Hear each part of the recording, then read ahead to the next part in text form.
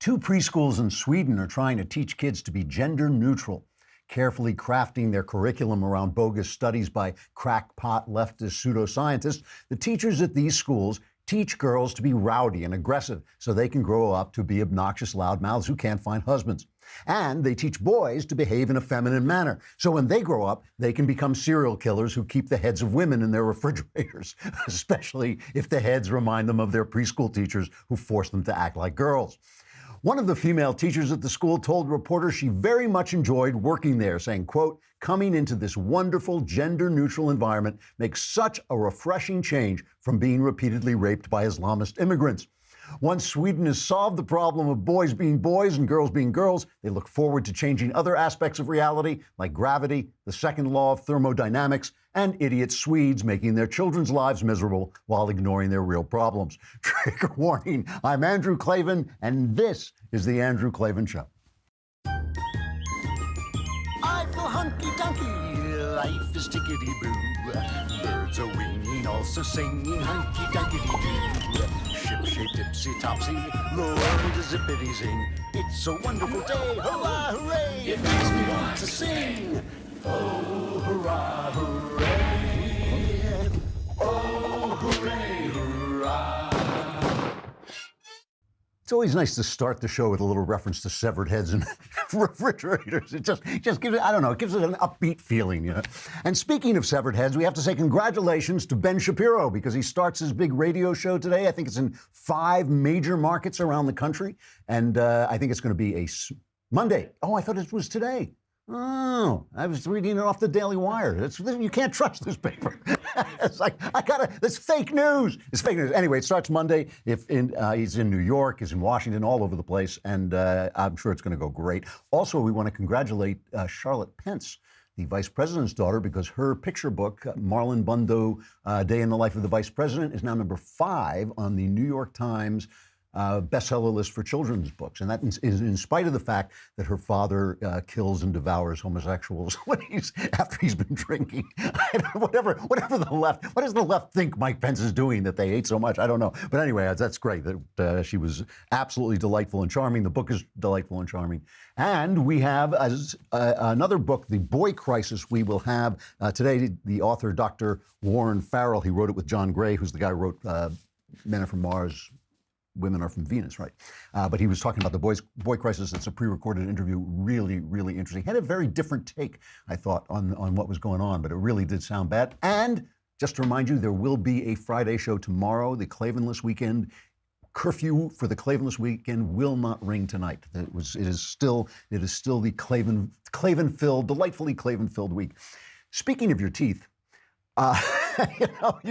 your teeth are very important because if you don't take care of your teeth, you come to look at the mirror. That's what you look like. It's disgusting. It's disgusting. And if you want your teeth to look good, you got to use an electric toothbrush. My own dental hygienist told me this. Did I tell you the last time I was at the dental hygienist? She said to me, you have a darkness in your tooth, but it may just be a void. And I said, God, that's existential, you know? It's like having a French novel in my face, you know, like the man's search for tooth. She didn't think that was funny.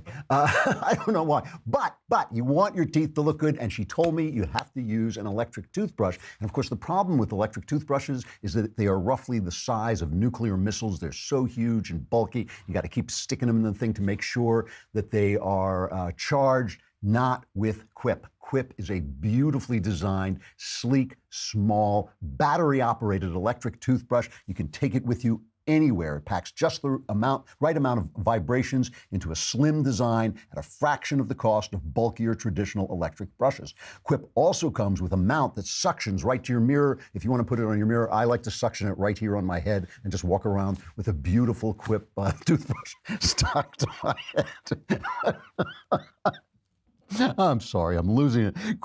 Quip's subscription plan also refreshes your brush on a dentist-recommended schedule. This also, my dental hygienist told me, was very important. It delivers a new brush head every 3 months for just $5, including free shipping worldwide. That's really important because I forget otherwise. If they don't deliver them, I forget to change them. Quip starts at just $25, and if you go to getquip.com/Klavan right now, you'll get your first refill pack free with a Quip electric toothbrush. So get get one, you can put it in your mouth, brush, and then say, "Hey, spell Klavan." It's Klavan. So there's no E's. It is not easy to be Klavan. There's no E's in Klavan. Get your first refill pack free at getquip.com/Klavan. That's GETQUIP.com/however you spell Klavan. All right. They really are sleek and good looking. All right. So, I'm one of the few people, conservatives, who complains about Hollywood, who actually worked in Hollywood. And I noticed Roseanne, her show where she plays a Trump supporter, was a smash. I mean, it was way, way beyond expectations, and everybody's kind of talking about it. Of course, the left is trying to parse it so it doesn't mean that she was a Trump supporter, and the right is trying to say, oh, this is wonderful, we're winning the culture. But I wanted to take a look at it and really think about it, what that meant. Now, I've talked about this before, but I am one of the very few people. There are people who would kill their mothers to get the Hollywood career that I had. I was dragged into it by accident. This is true. I wrote a book called The Scarred Man, and it was my first thriller I wrote that got a little notice. I mean, actually, that's not true. Some of my other thrillers had won awards, but this got a little bit more notice, a little bit more publicity, and it went around Hollywood, and it sold. It got a big sale to Hollywood. It was really the economic turning point in my life. I was actually sitting on my bed computing whether I had enough money to get to the end of the month.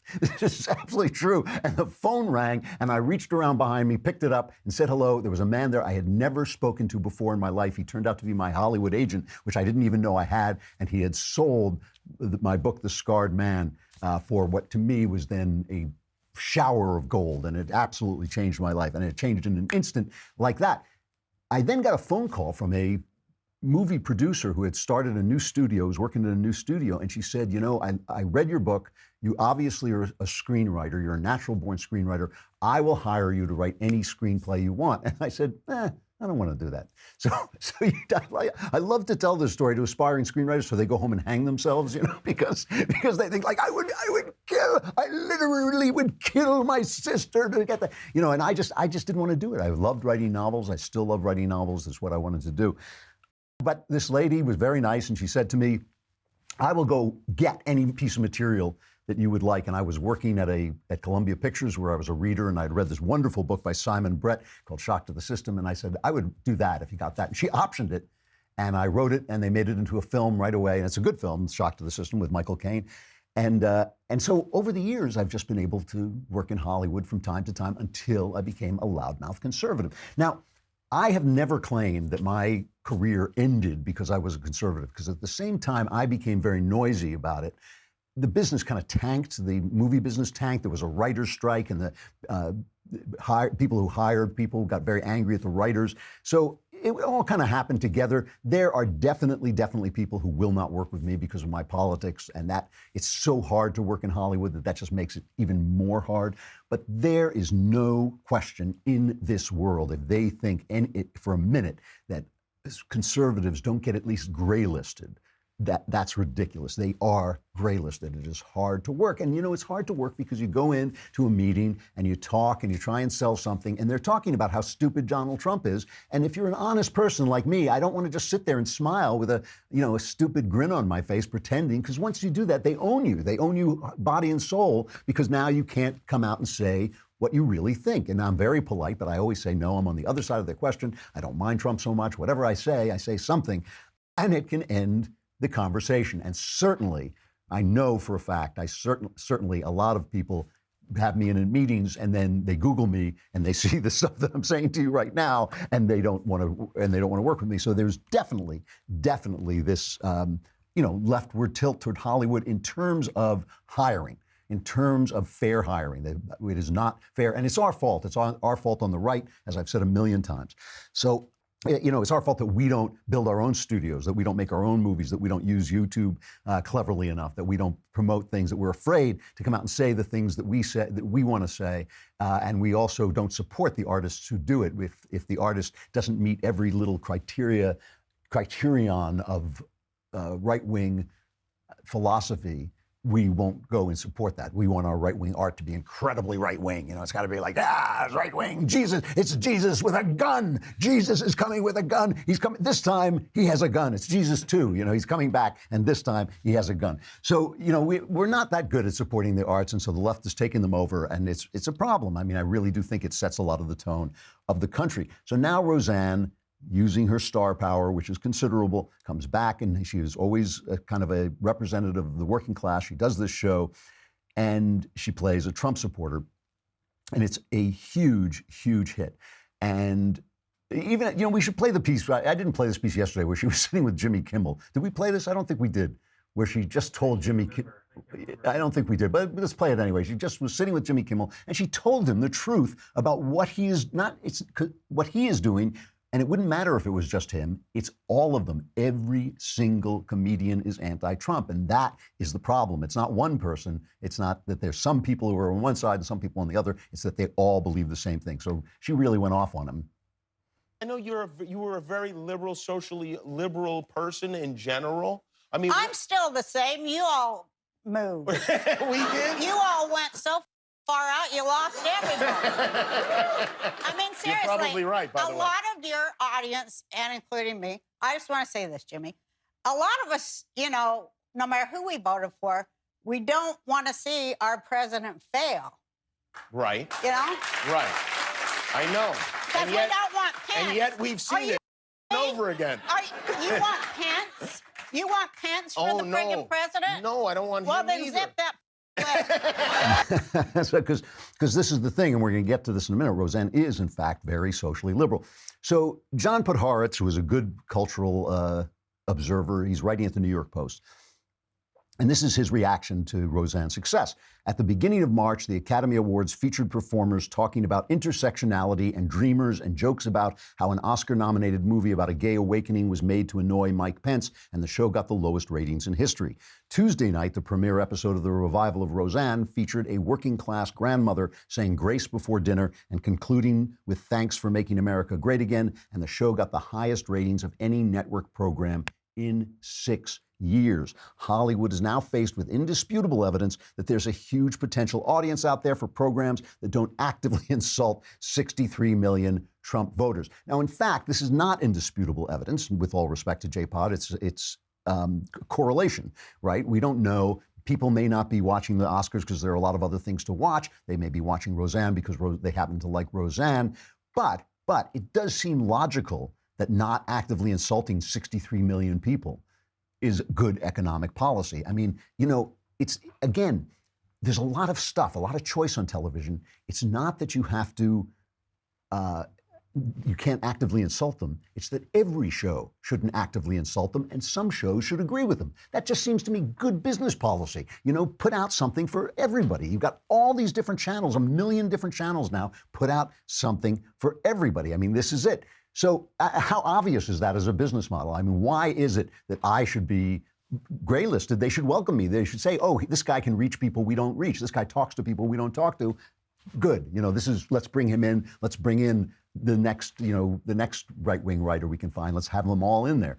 But it's such a closed shop, and they don't understand what they're doing. So now Ben had this reaction where he noticed, he said, there's something else going on in Roseanne that should disturb conservatives, the redefinition of Trump supporters as blue-collar leftists rather than conservatives. Roseanne's character is pro-gay marriage. This is Shapiro talking, pro-gay marriage, pro-abortion, feminist, and pro-transgenderism. And the implication is that she is a good person because of these views. The real difference between Trump voters and Hillary voters, they're saying, are economic in nature, not cultural. And now, that, to me, is another point of view that I'm perfectly happy to have on television. I'm perfectly happy to have a Trump voter who is culturally liberal. My problem is that there are no cultural conservatives on TV because they just imagine us as hateful. That is the problem. That is the problem. It made me think, this is what it made me think. Like, how far apart are we in this country? Obviously, the far right and the far left hate each other. Now, the far right, I mean, I think we all hate the far right. You know, if we're talking about the alt-right, the guys who think things are racial and the guys who want to insult other people for their race, and all those people, I don't think there's room for them in an American movement. I don't think there's room for people who hate each other on the basis of race in an American movement. this has nothing to do with your racial theories. It has nothing to do with what you think the reality of race. I'm talking about hatred, right? But the left is wide swaths of the mainstream left is now so far out there. They're so far out there that they just cannot conceive of how anybody could disagree with their stupid opinions without being hateful. So they can't create that character. They do not know how to create a character who's not a feminist or who thinks being gay is a sin, but isn't hateful. They can't imagine that Mike Pence, here's something I will tell you, would bet every penny I have that if there were some objective tolerance meter, Mike Pence is a more tolerant human being than Jimmy Kimmel. I would bet every nickel in my pocket, that Mike Pence is a far, far more tolerant person in practice than Jimmy Kimmel is. He is sustained by his faith. He believes his faith puts certain limits on moral action. But I'll bet in terms of actually dealing with people, I will bet that the vice president is a much, much more tolerant person. But they can't imagine that. The thing is, on our side, we can't imagine that there are plenty of concerns. I mean, ask yourself this really, okay? Nobody wants a gay guy running a baker out of business because the baker's religious and won't go to his wedding, and won't cater his wedding. No, I don't think people want that. When they take polls, I hate these polls because they skew the questions. But it seems to me about 70% of the people feel that is oppressing the baker religiously. On the other hand, it's now between 65 and 70% of people who actually are fine with gay marriage, and it's about 70% of the people who are fine with people being gay. Sometimes I've heard people blame Obama for this. They all followed Obama. I think that's absolute nonsense. It is following the logic of our creed. Our creed is that all men are created equal, with equal God-given rights, and ultimately the internal logic of that leads us to include women, include people of all colors, include people who behave and act differently than us in their private lives, which is none of our business. The problem, I think, these are the things I think we agree on. I think we actually agree on this. The problem is the trying to force these values down your throat, trying to force you to participate in these values, trying to force you to celebrate these values, and the resultant idea that if you disagree, you are hateful. Listen to Sandra Bernhard. Sandra Bernhard was a loudmouth lesbian comedian. I never thought she was very funny. She was on the original Roseanne program. I don't know if she's on this one. I think she is on this one as well. And she played the lesbian friend. She came out as gay. And she went on TV promoting the new show, and the guy asked her, how could women vote for Trump? Listen to the incredible ignorance, what's the word I'm looking at? Insularity, the incredible insularity of this answer. It is what my friend John Nolte calls bubble dumb. She is in a bubble. She's not a dumb person. She's in a bubble, and it makes her dumb. White women for Trump. Can't understand it. Don't know where it comes from, other than, being, I think it's a couple of issues. It's being either under the thumb of your husband, or for the election, it was being so offended by Hillary Clinton and Bill Clinton's legacy that you turned on her, or feeling inadequate, feeling like, how can somebody be so educated? How could somebody have brought themselves up from their own experience and gone to the top, educated herself, fought for rights, civil rights and equality? And I think that's threatening to a lot of women. How do you mean threatening to because the deals they've made in their life? Yeah, a lot of women have compromised, given in, gotten married, raised their kids, and not had the luxury of being able to think for themselves. That's an amazing, I would play that every day. That is an amazing, amazing moment of a woman who cannot understand. I can understand why leftists, want to be leftists. I can understand their good motives. I really can. I understand that they think the world should be more fair, and they think that the rich are too rich, and they have all these observations. I understand. I don't think they're idiots. I don't think that people are. That idea that she said they gave in, they compromised, and got married. I mean, does she not know how far, how distant from most of our lives that comment is? This is what I'm talking about. When I hear my friends who are on the left talk about Donald Trump, I always try to explain to them, and they get so angry at me. They will not listen. I was taught, the other day, I bumped into Glenn Beck, and I was asking him, because Glenn Beck thinks about these things a lot, and I said, how do you get this message across? I'm not trying to tell them how evil Obama is. I'm trying to tell them what he looked like to us. The radicalism of Barack Obama, the radicalism of his vision, the disdain he had for ordinary people, the power he thought he should have to reach into our neighborhoods, to reach into our schools and tell us who should use the bathrooms in our elementary schools. He thought he should have that power. That's how brilliant he was. That's how, when he said, I want there to be 1 million little Obamas, he wanted them in each one of our schools to have a little Obama in it telling us what to do. They did not understand. They can see, anybody can see how obstreperous Trump is, how rude Trump is, what a loud guy he is, but they can't see on their side what Sandra Bernhardt sounds like to us, to the rest of us. They can't see it. And Hollywood, I know, is like this. They cannot understand why what she just said is offensive. Let me show you something. Maybe you don't remember when Obama was running for re-election. He put out this video called The Life of Julia, about how much better Julia's life, an ordinary woman's life, was going to be under Barack Obama than under Mitt Romney. And it was such a disaster that you now cannot find it on the internet. They have scrubbed it from the internet. They won't even leave it up there because it is so revelatory of their view of life. So I found a guy who had put together kind of slide shots from the original video, and we just have those. And I'm just going to, can we put those up? I will read them in case you can't see. Are they up? Okay. So here's the life of Julia, and she's now around 27 years old. We've already gotten through her birth and her childhood. It says, each one of these things starts under President Obama. For the past 4 years, Julia has worked full-time as a web designer. Thanks to Obamacare, her health insurance is required to cover birth control and preventive care, letting Julia focus on her work rather than worry about her health. Under Mitt Romney, Romney supports the Blunt Amendment, which would place Julia's health care decisions in the hands of her employer. All right, the next slide. Can we see the next one? Under President Obama, Julia decides to have a child. Well, I told her not to get under President Obama. The guy never uses protection. So under President Obama, Julia decides to have a child. I mean, think about that for a minute. Think about the vision of the world encapsulated in that sentence, right? Under President Obama, Julia decides, under the glowing, beneficent rule of a godlike President Obama, Julia decides to have a child, and throughout her pregnancy, she benefits from maternal checkups, prenatal care, and free screenings under healthcare reform. Let's see another one. Under President Obama, Julia's son Zachary starts kindergarten. It's like, thank you, President Obama.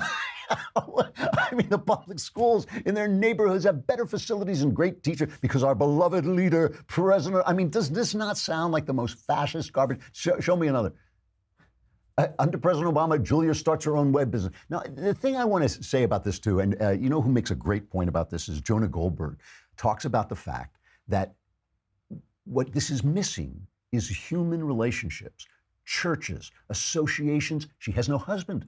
Her son gets on that school bus. He never comes back. He's gone. Once he grows up, she doesn't have a kid anymore. She doesn't need a life because she's under President Obama. Why should she need a church? Why should she need a school board? Why should she need all the associations that make our lives worthwhile when she's by golly, she is under President Obama. And this is the vision that they have. And this is the thing that is driving the right nuts. It's not that we disagree so much. It really is not. It is not that I don't believe, of all the people I know, and I know plenty of people who think homosexuality is a deep and terrible sin, most of those people, I would say almost all of those people, do not want gay people persecuted by law. They simply think they should repent in order to get into the kingdom of heaven, which is really nobody's business but God's and theirs, And in other words, if you don't want to believe that, I do not think they want to restrict your freedom of action at all. Most of these people and I've talked to them about this, most of these people feel government should get out of the marriage business. Churches can have their marriages. People can make marriage contracts. Most of us are pretty libertarian when it comes to the law. We just want to be left alone. And we want, if the wise creators in Hollywood did not spend every moment thinking of ways to make us feel like they hate us. If the wise news directors at ABC, CBS, and NBC did not spend every moment thinking about how they can make our president look bad, if the people in the academy did not spend every moment teaching our children that boys are girls and girls are boys and socialism, if you love the taste of cats, socialism is one of the great ideas that has ever been had. If they would just stop trying to force all of us to live under President Obama or under some other, beneficent leadership. I think we agree on so many things. We could just leave each other alone. People want to be in their communities. They want to have their values. They want to have their lives. I think, that Roseanne, in a way, represents a lot of things that a lot of us believe in. It's not that we want to attack each other. It's just that we want to be left alone, and we want some respect for the way we live and the way we think. And I think that really that would go such a huge, huge way into helping us start to have conversations that actually make sense. All right, let's talk about the boy crisis with Dr. Warren Farrell. He is the co-author of this book, The Boy Crisis, Why Our Boys Are Struggling and What We Can Do About It. He wrote it with John Gray. Dr. Farrell has been named one of the world's top 100 thought leaders by the Financial Times and has appeared in the New York Times, the Wall Street Journal, and Forbes as well. And he is, I saw this on the, he's like a board member for the National Organization of Women, and I asked him about this, and he has really interesting response when he comes to talk about feminism. Let us listen in. Dr. Farrell, thank you very much for coming on. The book is The Boy Crisis, Why Our Boys Are Struggling and What We Can Do About It. Very powerful stuff. Why don't you begin? I mean, this is something that is just now kind of bubbling to the surface. People haven't really been talking about it up till now, but what is the boy crisis?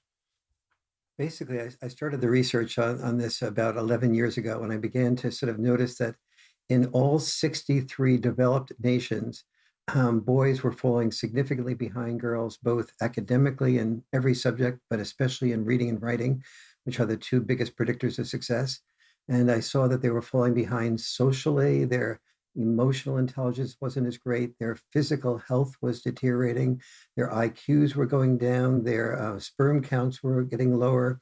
Their emotional, their social skills were not as good, and they were more likely to be depressed, not have friends, be withdrawing into video game addiction, not just video games, which are fine, but the addiction is not. And then they were getting more engrossed in video porn and porn in general. And so, and from this, and most importantly, I started asking, what's the causes of this? And I noticed that developed nations have in common that they have more permission for divorce, and they also give more permission for women being able to have children without being married. So in the United States, for example, 53% of women who are under 30 who have children have them without being married. And so I started looking at these two populations of women who have children without being married and women and divorced families. And I found that some of the people who were divorced and some of the women who had children without being married were doing fine. But that was a relatively small percentage who had a lot of father involvement. And then a significant percentage that did not have a lot of father involvement were doing very poorly. They were having children that were having problems on more than 70 different metrics that I was able to detect.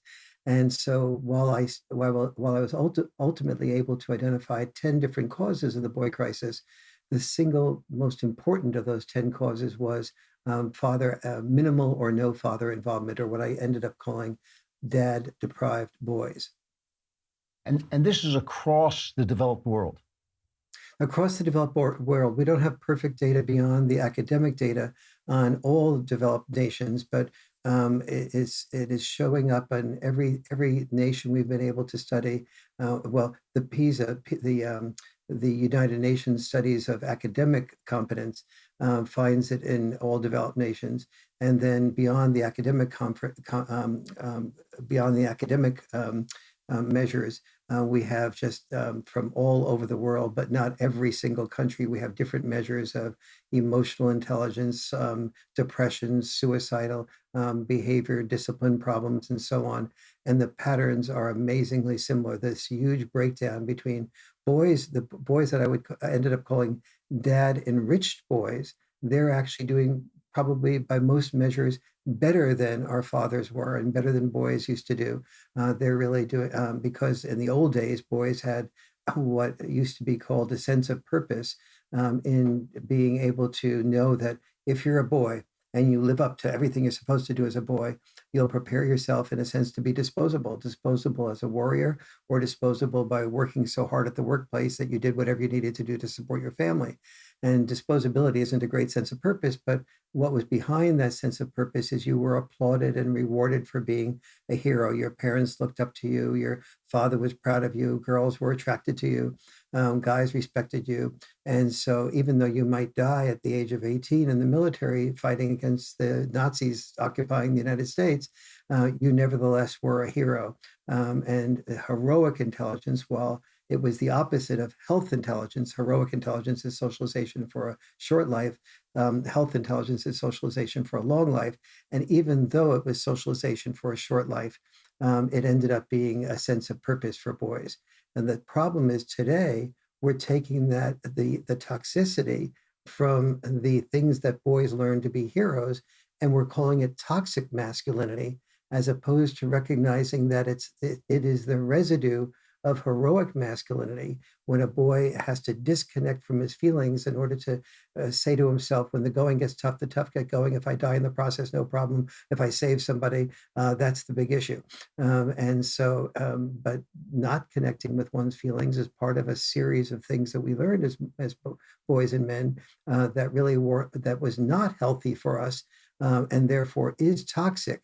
But just calling it toxic masculinity is pejorative to understanding the serving that men did and boys did to protect their country and to be willing to die before women died. We often say things like women are civil, men are civilized by women. Well, that's true on one level, but the opposite is also true. That the result of us going to war and working in the coal mines allowed women to be more civilized by being able to stay at home and talk with people and talk with children. And so it took both sexes. So the entire way we framed masculinity has led to boys going into college and high school hearing words like male privilege, as opposed to men, our fathers and grandfathers, fulfilling their obligation and responsibilities.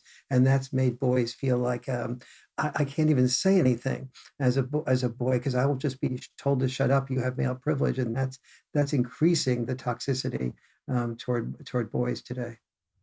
What's the connection? I mean, part of this just sounds like a dad crisis, which I think is really true and is spreading certainly throughout the lower classes. It's really interesting that the divorce rate among upper class people is actually quite low and marriage is quite high. But among the lower classes where they need it most, the dads are missing. What's the connection between that and the loss of heroic intelligence, which seems more, unless I'm misreading this, it seems more of a societal problem, that society itself is rejecting the sacrificial nature of heroism and of boys? Yes. So you have in the developed countries, there's permission for divorce and permission for freedom. Where there's that permission for freedom, among the good things that happens is that we are able to say our nation is relatively safe. We don't have to worry about being completely wiped out in terms of having all these boys go off to war. There are more people who died in the Battle of the Somme in World War I than have been lost in all the wars in Afghanistan and so on. And so so that we have fewer men used that way. So we can begin to explore things like not having to be a hero. What's the tension between heroic intelligence and health intelligence? We want our boys not to be so fearful that they just withdraw at the first sign of a threat. But at the same time, we want them to know the edge, the balance between the heroic intelligence and being healthy and taking care of yourself, and not calling each other chicken when they're unwilling to do some unsafe activity in order to prove yourself a male. But the boys who don't have father, so all of those things are things that are happening in all developed worlds as a result of technology, as a result of capitalism usually.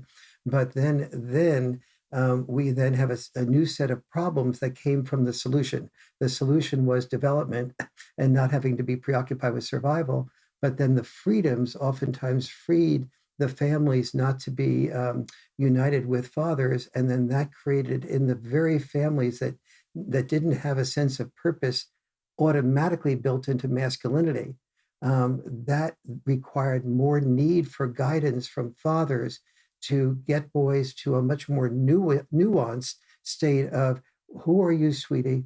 You're a beautiful young boy who has this type of skills, this type of orientation, and I want you to make use of that orientation in such a way that maybe you can do something like write a book, but most people who write books can't make a living doing it. Here's a way to balance the freedom and the creativity of writing a book or being an actor with the ability to make money. That is a nuanced set of transitions that have to be developed in boys. And they can be developed in boys to some degree by women, but as a rule, mothers only do not allow the boy a role model to see what he could be like. If there's a divorce and the father doesn't have access to the son doesn't have much of an inspiration to be a father himself and say, do I really want to be a father and have 2 or 3 children who then can't see me? And the father's living in an apartment and the mother moves away. And I don't want to be in that situation myself. That doesn't inspire me. And then also my grandfather, he sold product X that he didn't believe in so he could make a living to be able to support me. I really appreciate that from my grandfather and my father, but I don't really want to be doing that. And so in Japan, countries like that, they call this type of training to be an executive, which the feminists call male privilege, they call karoshi, which is death at the desk or death from overwork. So one of the most popular games in Japan is a game called karoshi. And so the person who wins this game, the reward is you off yourself, you kill yourself. Because that's that's male privilege. So this is what I call in the boy crisis, the uncommon wisdom of our younger generation. They see that there aren't many ways of being a respected male that also allow one to be one's unique self, one's creative self.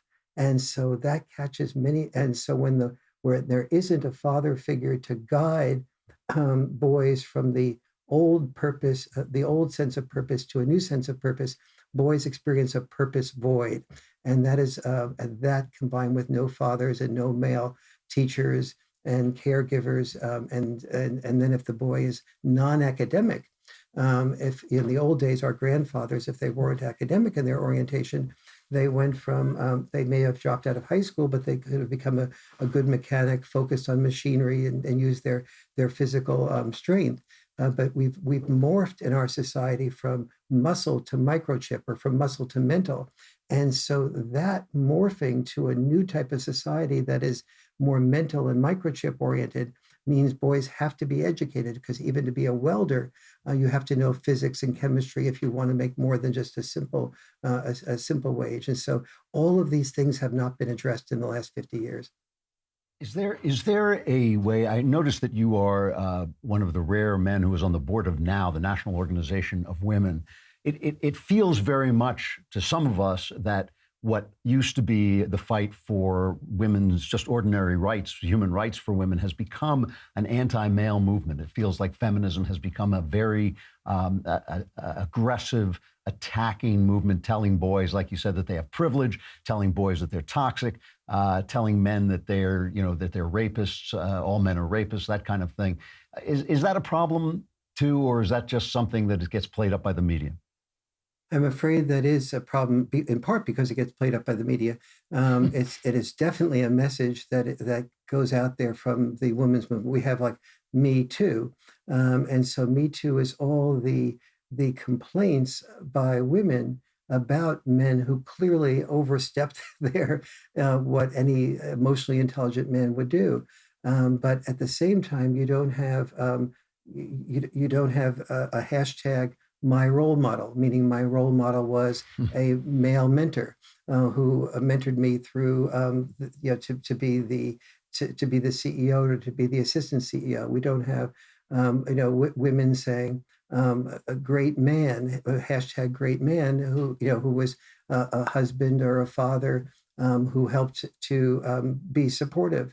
And so boys are looking all around them, and if they have a perspective on this, if they were at a frat party and they met a woman who came to their frat house knowing that she would be drinking, and the two of them drank and they made love and or had sex. And the following morning, the woman realized, my God, her boyfriend from another town was calling, couldn't get through to her, and she, said, well, I was at a party and I got drunk and I got raped. And then the boy goes from blaming her to, oh my God, I'm so sorry. What can we do? And the guy goes, well, wait a minute. You said this was perfectly consensual. You were high, but but he's not allowed. If he's in college, he can't even have due process. And so you only because the college could lose as much as $800 million a year in federal monies, which is what Stanford University gets from federal monies. And if they start looking like they're a school that discriminates against women and isn't sensitive to a woman's complaint, they are in extreme jeopardy. And so yeah, that has been a real problem. I'm running out of time. I do want to ask you this last question. What do you see going forward as some of the solutions on offer? I mean, we can't lose generations of boys. They are so important. I really feel sometimes the way boys go, that there goes the society. What do you think we should be looking at? Well, first, to get fathers much more involved. Second, to make sure we understand exactly what fathers contribute to the parenting checks and balances, to understand what the tendency of fathers to do, emphasize boundary enforcement, to help with postponed gratification, the value of roughhousing and being able to distinguish between being assertive and aggressive. And so that father involvement and not just the male figure, but the biological father has a huge positive impact. Number two, having males go into schools that have male caregivers, male teachers, male preschool teachers. That's very important. If there's no possibility of getting males involved or fathers involved, making sure that the Cub Scouts and the Boy Scouts and other, if you're a faith-based person, that you get your boy involved in a faith-based community that has boys and young men's groups with a good, responsible male mentor to facilitate those groups so that boys can express feelings and see that that's something that boys can do. To make sure couples communication, that the ability to communicate and hear each other begins in first and second grade, so that boys learn that it is part of what in Denmark, all classes get together and they learn how to hear each other and listen to each other. And so that helps boys not have to withdraw into depression and feeling rejected and then that type of thing. I'm going to have to stop you there. Very, very interesting. The boy crisis, why our boys are struggling and what we can do about it. Thank you very much, Dr. Farrell. Really interesting. This thing with fathers is huge, and missing fathers, it is just huge and shattering for boys. And I wish people would talk about it a lot more than they do. Speaking of fathers, it is Holy Week, and I've been talking about this all week. And today is Maundy Thursday, and always people say Maundy. Maundy is from a Latin word meaning commandment. This is the day we celebrate the Last Supper, or remember the Last Supper when Jesus gave the commandment. A new commandment, which is that we love one another as He had loved us. My father died on Maundy Thursday about 14 years ago, I think it is, which was just like now. It came together with Passover, so it was a kind of a meaningful thing for me. When I realized that I was going to become a Christian, I thought the one problem this is going to create, the worst problem it's going to create, is going to bring my father and I to absolute blows. I mean, my father and I never really got along, but we had made a separate peace. He loved the grandkids. He was a great granddad. He was a good person. He just wasn't a good father for me. I don't think I'm not sure whether he was a good father for my brothers. They would have to say that. But for me, we didn't get along, and we'd always had a really hard time. But we'd made a separate peace. But this, I knew, was going to end that peace, because when I was a kid, I've told the story many times, but he walked in on me reading the Bible, and he got so upset. I was reading the Gospels, And he got so upset. I was reading them for literary purposes. I had absolutely no faith whatsoever. I didn't think it was a true story. I was just going through it because I realized how important it was to Western literature, and I wanted to be a writer. I was about 15, I guess, 14, 15, and he walked in on me, and which always cracks me up because he could have walked in on me not just reading porn, he could have walked in on me living porn at that point. And he was furious, and he said to me, if you ever convert, I will disown you. And I was obviously at that age, I was making a living. I wasn't worried he was going to disown me. But I did realize it was going to just bring us to any end to any separate piece we had. But I realized I had to tell him because I knew that I'm a public person. I knew I would give an interview at some point or write an article about it, and he'd read it in the paper, and I couldn't have that happen. Even though we didn't talk much about personal things, I still didn't want him finding out about it in the paper. So I thought, well, he's going to come out and visit, and maybe I'll tell him then. I was juggling with it. I hadn't been baptized yet. And he came out at Christmas time with my mother to visit, came out from New York, and he came over and he was having a problem seeing double. And he went back home. They went home, back to New York. And I kind of laughed about it because my father was always cutting trips short, either for health reasons or for some made-up emergency. It was just a neurotic habit he had, so I just figured it was a neurotic habit. It wasn't. He had a brain tumor and he was going to die. And so I realized that I couldn't tell him. I couldn't tell him of this major revolution in my life because it just would have broken his heart and done nothing for him in the last 6 months of his life. So I ended up going back this kind of split screen life. The priest who was going to prepare me, the Episcopal priest who was going to prepare me for baptism, also lived in New York. And I would fly back to see my father, who was slowly failing, and then I would go from his apartment downtown to see the priest and talk about preparing for baptism. And finally, if you want to read more about this, it's in my book, The Great Good Thing, which is my memoir about my conversion. But finally, I went back and I was actually literally sitting down. I was lowering my backside into the chair to have a drink of wine with the priest. We were in a restaurant right outside Bryant Park, which is the park near the library in Midtown Manhattan. And my brother called me and told me my father had gone into the hospital. And I knew at that point that it was the end. And I went to the hospital many times. I was supposed to leave the next day, but of course I delayed my flight. And it was Holy Week. And I remember once running through the rain because I got a call, this was the end and I better get there. And I ran through the rain and I got up to Grand Central Station and it was 6 o'clock, so it was rush hour. And there was a line for cabs stretching all the way down 42nd Street. And I went up to the front guy in the line and I said, I want to take your cab. My father's dying. And the guy looked at me with this look that summed up New York. Like, yeah, oh, right. And then he gave me the cab and let me go. It was classic New York. He didn't trust me, but he decided the better part of valor was to let me go. And so his family was gathered around him. My father's family was gathered around him, and he died on Maundy Thursday. And I waited around a while to help my brothers deal with the aftermath. And then I flew back just for Easter, just in time for Easter. And I remember, I have this vivid memory of sitting in this church that I had been attending in preparation for baptism, and I was sitting there, and everything seemed to be bathed in golden light. And part of that was the sun coming in through the fantastic stained glass windows that they had, and part of it was just this kind of aura of grief and exhaustion that was surrounding me. And of course, realizing that an amazing transition was taking place in my life. I had lost a father who I had never gotten along with and found a father who was giving me so much joy and so much insight into the world. And so I have to tell you, I can testify. So it was a sad story, but at the same time, it was a very joyous transition for me, not my father's death, but my conversion. And I can testify that, that this idea that we can't be bound together by ideals and ideas and stories is a false idea. This idea that we have to be at daggers drawn with one another.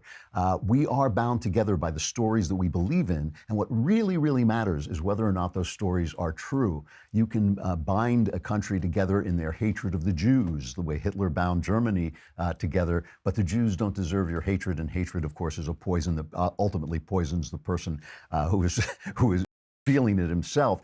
But if you bind people together on the idea that they have rights and that they're free, that story happens to be the true story. You do have rights. Those rights are given to you by God, and you are made to be free. And if you bind people together on the idea of a God who loves them, who died for them, who forgives them, that too is free. And when you have that story, when you know a story, the way you know a story is true, the way you know that the story that you're living, the narrative you're living is true, is over time, your joy increases. And it only increases the more you understand the story, the more your joy increases. That is not true when your story is false. Because when your story is false, what you have to do is keep finding more and more victims to blame for the fact that your story is false. That is how you tell. That is the proof test of the truth of a story. If you have to keep finding other people to blame for your misery, you know that story is false, because you'll never run out of people to blame. And that is why our old friend Uncle Jesus said, judge not, lest you be judged, right? Because if you are looking at the other guy, that means you don't have the joy from that story. The story is not filling you up with the truth and with joy. I am living evidence, living proof that these are the things that bind us together, not blood, not anything else, not history, nothing else. It is these things that bind us most together. I got to say goodbye. We have a show tomorrow, so the Klavanless weekend is not here yet. You are saved. Curfew shall not ring tonight. I'm Andrew Klavan. This is The Andrew Klavan Show. We will see you tomorrow.